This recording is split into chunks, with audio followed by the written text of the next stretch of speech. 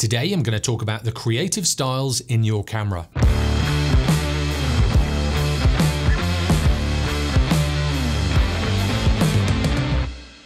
Creative styles, creative modes or scene modes are all the same thing, just from different camera manufacturers. I'm sure Fuji, Olympus and Panasonic will also have them as well, and knowing all of these manufacturers, they'll all be called something ever so slightly different. They basically give a certain look to your images and video files and usually have quite creative names for each style. Hence the name creative style. If you're not a fan of editing or color correcting your video footage or JPEGs, these might be just the thing you're looking for, especially if you've tried picture profiles and got frustrated in using them. In the Sony camera ecosystem, they're called creative styles, and as long as the picture profiles are turned off, you can select the one that you like the best. Now, if you're a raw still shooter, these won't matter too much. Although if you use the JPEG saved by the camera from the raw file when editing, you can use these as a reference file for editing. But these looks will only be saved in the JPEG files. So if you do shoot JPEGs, these will be baked in as different looks to your images. So you need to be sure to select the right one for the conditions that you're shooting in. Filming video in these cameras is a little bit like shooting in the JPEG mode for stills. You need to get your colors right in camera, as these colors are locked in when you are filming to a certain extent. This means that the video files will be harder to color correct and grade heavily, which basically means balancing out your colors between the shots and then grading them to give them a certain look. So with these creative styles, you're almost giving that look in camera, so you don't have that process when you're editing. You can shoot in a flatter profile and then bring back the colors afterwards, but if you're not into color correcting and grading, this can be tricky. So creative styles do have the benefits in getting the look that you want in camera to make your workflow quicker. And if you've exposed and lit your shot properly and set the right white balance, in theory, you won't have to do any color grading or color correction with your images and video files. Now, these flatter profiles are a more advanced way of filming and are mostly in the picture profile settings, but we'll talk about that another time. So back to creative styles, these will just shift your settings around in the camera, making your images or videos more or less saturated, more or less contrasty, as well as changing the sharpness of those images. And you can even shoot in black and white if you want to. However, if you do shoot one of the black and white styles and you're only shooting in the JPEG stills mode or you're filming in the video mode, your camera won't record any of that color detail, just a black and white image. So that's something to be aware of. Now, if you have picture profiles turned on, the creative styles menu option will be grayed out. So if this is the case, turn off picture profiles. Then you'll be able to access your creative styles.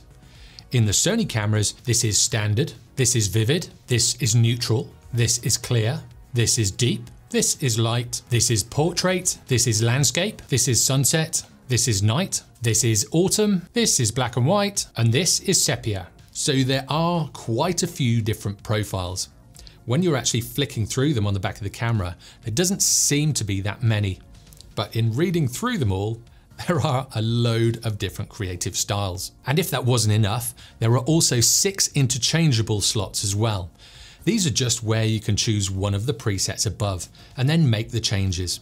Although you can make the changes in the actual presets themselves, so I'm not sure why they've done this.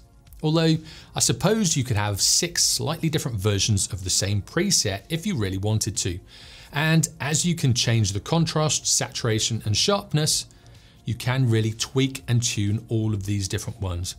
So I suppose it's just like having 6 really customizable areas to save your favorite ones in. So as I've said, even in each of the preset styles, you can change one or all of the 3 customizable settings: contrast, saturation and sharpness.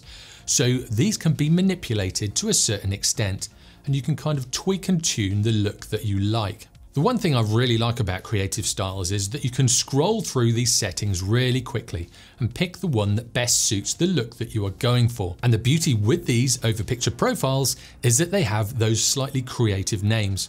So they kind of point you in the right direction as to which one to choose for the scene that you're filming or for the scene that you're photographing in that JPEG mode. Although saying that, a lot of them do look very similar. Now, if you go onto the manufacturer's website, they do get quite poncy with their descriptions.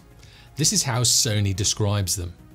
The standard mode is for shooting various scenes with rich gradations and beautiful colors. So, like every scene we want to shoot. With the vivid, the saturation and contrast are heightened for shooting striking images of colorful scenes and subjects, such as flowers, spring greenery, blue sky, or ocean views. With the neutral creative style, the saturation and sharpness are lowered for shooting images in subdued tones. This is also suitable for capturing image material to be modified with a computer. So this is kind of an idea of shooting in flat profiles, a little bit like in picture profiles where you have S-Log, but just not as aggressive. So it will give you a slightly wider dynamic range, but not a massive one like in S-Log. But you also won't get the problems that sometimes do arise when shooting in those S-Log profiles. With the clear setting, this is for shooting images in clear tones with limpid colors in highlights, suitable for capturing radiant light. So I had to look up the word limpid as it's not really a word I use on a regular basis. Limpid is an adjective of liquid free of anything that darkens, completely clear. So I'm guessing when you're photographing or filming liquids. Now I'm not talking dirty water, just clear liquids. The deep setting is for shooting images with deep and dense colors, suitable for capturing the solid presence of the subject. They say that light is for shooting images with bright and simple colors, suitable for capturing a refreshingly light ambience. Portrait apparently is for capturing skin in a soft tone, ideally suited for shooting portraits. With the landscape setting, the saturation, contrast and sharpness are heightened for shooting vivid and crispy scenery. Distant landscapes also stand out more. With the sunset, this is for shooting beautiful reds of the setting sun. With the night setting, the contrast is lowered for reproducing night scenes. So I'm guessing this increases the dynamic range so you have more detail in your highlights and more detail in your shadows. Now with the autumn setting, this is obviously for shooting autumn scenes, vividly highlighting the reds and yellows of changing leaves. Then we have the black and white setting, and obviously this shoots an image just in black and white, so it takes away all of that color detail. Then there's sepia, and this is for shooting images in a sepia monotone. So basically it's a little bit like black and white, but it's got more yellows and reds in that image. So it's still a monotone color, but it has that kind of oldish look to it. Here they all are side by side, apart from sepia, as it wouldn't fit. And to be honest, it seems more of a gimmick. These were all shot one after the other over a few minutes and used the same settings. I didn't use any ND filters, just the Tamron 17-28mm at 17mm. Now standard, neutral, portrait and night look very similar, and then vivid, clear, landscape and sunset also have similar characteristics. There will be slight differences, but this is the way I look at them. I group them together in these groupings. Now the ones I use the most are either standard, neutral or portrait. Then I add a little bit of color correction if needed. Now the one thing that really interests me with this image is how much that background actually changes. Some of them are blue, some of them are light blue and some of them are purple. So it really does change how your image looks depending on what colors you have in your image. Now you're probably thinking, okay, that's all well and good, but which one should I choose? And that's the thing. There is no one right setting for all conditions, and these different settings hint at this. If it's a sunset scene, try using the sunset profile. For landscapes, try using that. And if you're shooting flowers, try using vivid. The one bit of advice I can give you is once you've found the look that you want, try not to chop and change around from it. You get your look and you film the whole scene in that one look and don't change them. So all of the shots look very similar. And it's the same if you're photographing a certain scene. You might have 10 or 15 shots of the same subject, so keep it in that one creative style. The great thing with creative styles is that they give you the look that you want in camera. So no shooting in a flat profile to then get frustrated when editing. You get your white balance, set your style, get good exposure, and then you're good to go. Now there are a lot more to colors and creating good images than just creative styles. The quality of the lens you are using will affect your images, as well as the light scenario you have chosen and the way that you've positioned yourself compared to where that light is coming from. Then there is the level at which your monitor is calibrated, right through to how your eye sees those colors. So there are so many things to think about and so many things to kind of build into the process to get a good image. But creative styles do offer a few inbuilt looks that you can add to your images, be it with film or JPEG stills. And like with any setting in your camera, you need to go out and use it. Play with it until you know what it does and how it works with each of the lenses that you have. Then you can choose which one works best for you.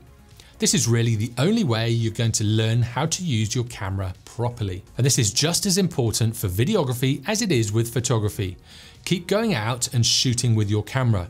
I know life can get busy, and before you know it, weeks and months have passed by. But what you need to do is try and set some time aside whenever you can, and then just go out and shoot something, whether it's the flowers in your back garden, a city street, or one of the national parks in your country. There is so much to go out and see, and we have these fantastic tools that we can capture it in our own creative styles. Now, what do you think of these creative styles? Do you use them a lot? Have you tried them, or is it something new to you? Let me know in the comments below. And if you like this video, try this one next. And if you want to learn more about photography, click on this playlist down here. And if you haven't already, be sure to subscribe for weekly tutorials in photography and videography. I'll see you next time.